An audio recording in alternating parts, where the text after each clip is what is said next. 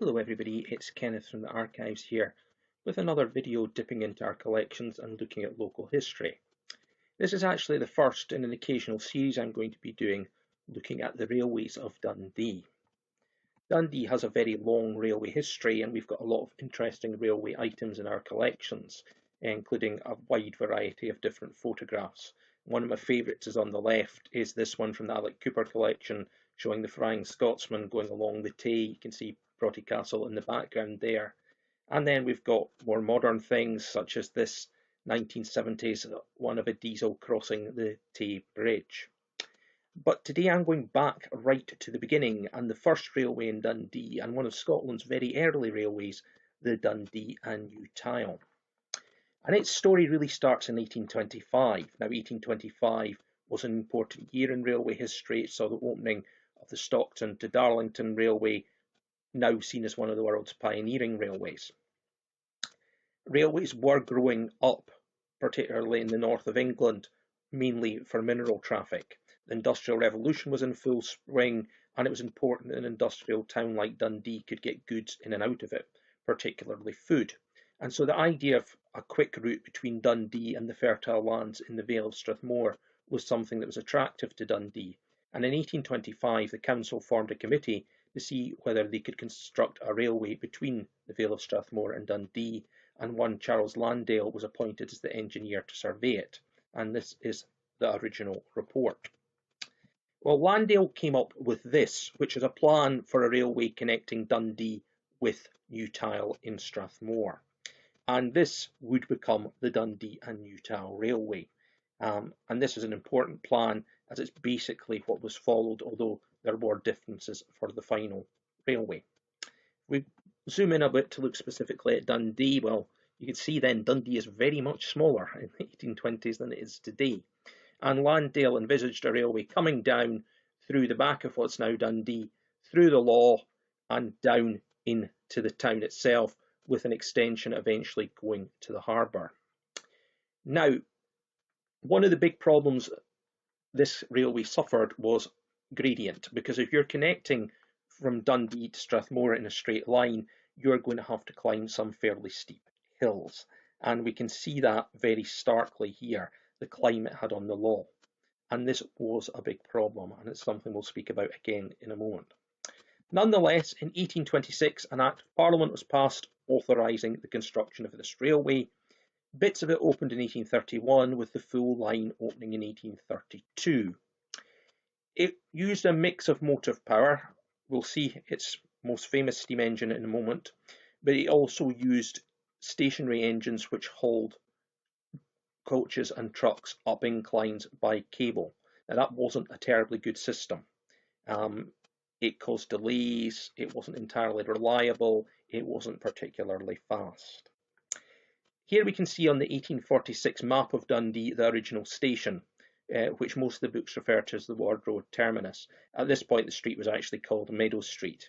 And you can see there it goes down to this terminus. At this point it didn't go down any further, but it later would continue the tracks down Lindsay Street to join with the harbour. And then it went up the lower slopes of the Law, eventually going through the famous Law Tunnel, passing on the right the new Howff, which is now primarily the site of the Bell Street multi-storey car park. Here again we get another idea of the terminus a few years later. By this point we're into the 1860s. You can see Dundee Royal Infirmary has been built, and you can see that there are now tracks going down to the south to connect up with the harbour. And here we've got an engraving of the terminus at Newtown. You get an idea of just how basic, small structure it was. And if you look just in the background, you can see one of these stationary engines with the smoke coming out of it that would haul the cable up and down the incline at Newtown. There were 3 big inclines on the railway, and as I say, this was really a problem. Now, while its promoters had hoped the railway would be a great success, it wasn't terribly successful. And eventually, within a few years, it was being leased by another railway, the Dundee and Perth, which we'll talk about in a future video.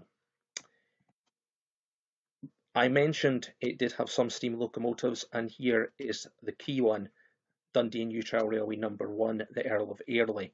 Now, there are versions of this photograph where it states the first railway locomotive in Scotland. That's not actually true.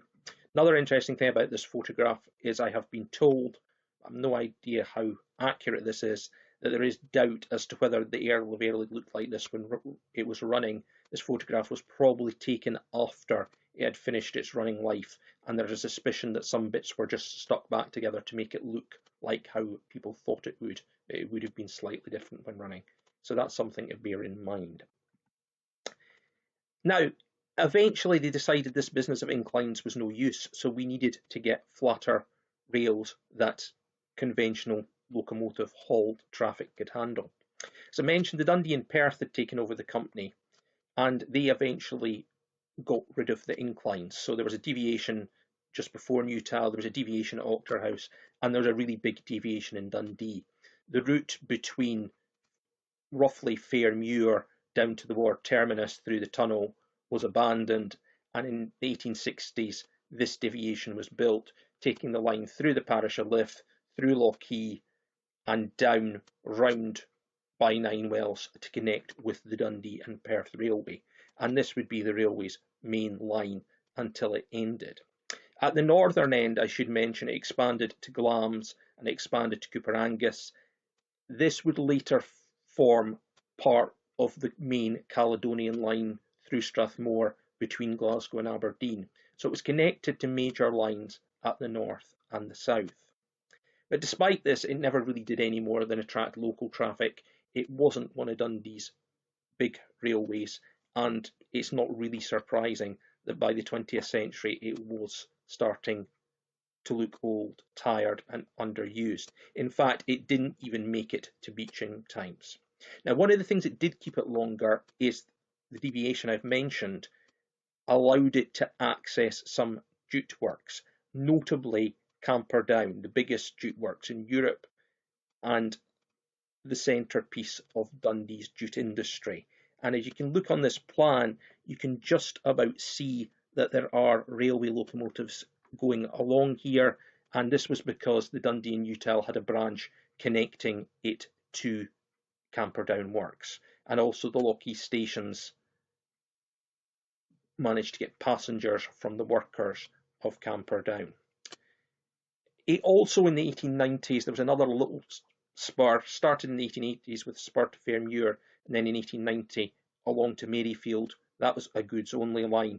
And the very last railways built in Dundee were just after the Second World War to connect the new industrial estate at Dunsinane to the Dundee and Newtown.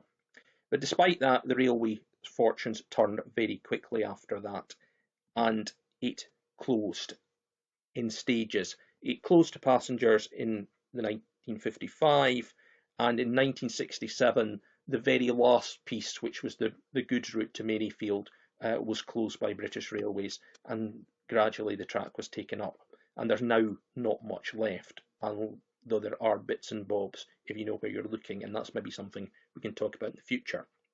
I will say we've got quite a lot of records relating to the Dundee and Newtown Railway. Our big thing is MS 1052, which is the Dundee and Newtown Railway Company's papers, and that includes minute books and various other key documents relating to the railway. We've also got two important research collections. Stanley Jones, who was Professor of Geography at the University of Dundee for many years, was very interested in the railway and compiled a number of research papers which we're pleased to hold. And we've also got the Tom Craigie collection. Now, Tom Craigie was a much loved reader who came in for years to research the Newtown Railway, and very sadly he passed away a few years ago now, but his family kindly donated his papers to the archives, and they're another superb resource. So that ends this first video on Dundee's railways. Hopefully we'll be on track to bring you another one soon. In the meantime, stay safe, take care, and we'll see you again.